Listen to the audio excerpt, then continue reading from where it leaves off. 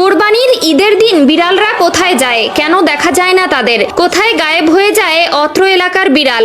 এছাড়াও পৃথিবীর মধ্যে কোন জাতি বিড়ালকে কোরবানি দিয়ে থাকে?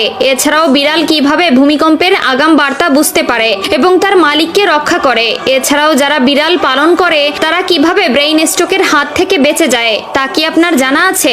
এমনকি রাসূলুল্লাহ সাল্লাল্লাহু আলাইহি ওয়াসাল্লাম আজ থেকে 1400 বছর আগে এই বিড়াল সম্পর্কে কি বলে গিয়েছিলেন সেটা কি আপনার জানা আছে? প্রিয় দর্শক, আজকের এই ভিডিওটি অতীব গুরুত্বপূর্ণ হতে চলেছে।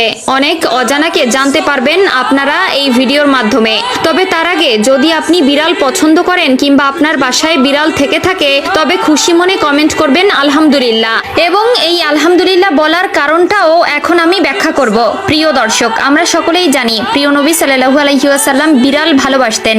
এই বিড়াল সম্পর্কে মহানবী সাল্লাল্লাহু আলাইহি ওয়াসাল্লাম কিছু হাদিস বলে গেছেন আমাদের, যার মধ্যে রাসূলুল্লাহ সাল্লাল্লাহু আলাইহি ওয়াসাল্লাম আবু দাউদ শরীফের 754 নম্বর হাদিসে ও তিরমিজি শরীফের 92তম হাদিসে বলেন, বিড়াল কোনো অপবিত্র প্রাণী নয়, বরং এটি তোমাদের গৃহপালিত প্রাণী। এছাড়াও রাসূলুল্লাহ সাল্লাল্লাহু আলাইহি ওয়াসাল্লাম আমাদেরকে বিড়ালের প্রতি দয়া করা নিয়ে একটি ভয়ানক হাদিস বলে গেছেন, যেটা সহিহ বুখারীর হাদিস নম্বর 3318 এবং সহিহ মুসলিমের হাদিস নম্বর 5717তে বলা হয়েছে, একবার রাসূলুল্লাহ সাল্লাল্লাহু আলাইহি ওয়াসাল্লাম এক মহিলার কথা উল্লেখ করলেন যে একটি বিড়ালকে বন্দী করে রাখায় তার উপর আযাব হয়েছিল, কারণ সে বিড়ালটিকে খেতে দেয়নি এবং মুক্তও করেনি যাতে নিজের খাদ্য সংগ্রহ করতে পারে। এছাড়াও আধুনিক গবেষণায় উঠে এসেছে যারা বিড়াল পালন করে বিড়ালকে ভালোবাসে ব্রেইন স্ট্রোক এবং হার্ট অ্যাটাকের সংখ্যা কমে যায়।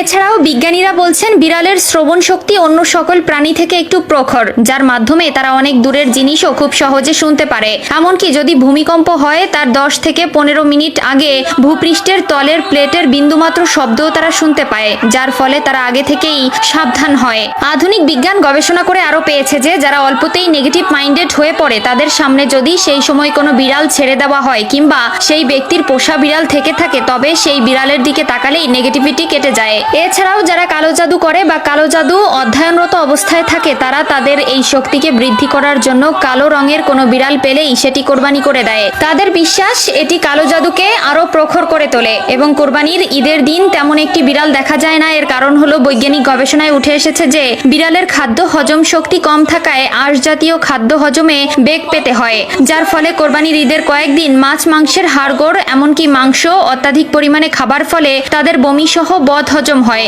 এবং তখন তাদের কাঁচা সবুজ ঘাস খাওয়ার প্রয়োজন পড়ে, যার ফলে তারা লোকালয় ছেড়ে নির্জন এলাকায় ঢুকে ঘাস খায় এবং বিশ্রাম নেয়। তাই প্রিয় দর্শক, বিড়ালের এত গুণাগুণ জানার পরেও যদি কেউ বিড়ালকে ঘৃণা করে তবে সে মূর্খ ছাড়া আর কিছু নয়। তাই তাদের বিড়াল পছন্দের বা যাদের বাসায় বিড়াল আছে তারা একবার কমেন্টে আলহামদুলিল্লাহ বলে যায়।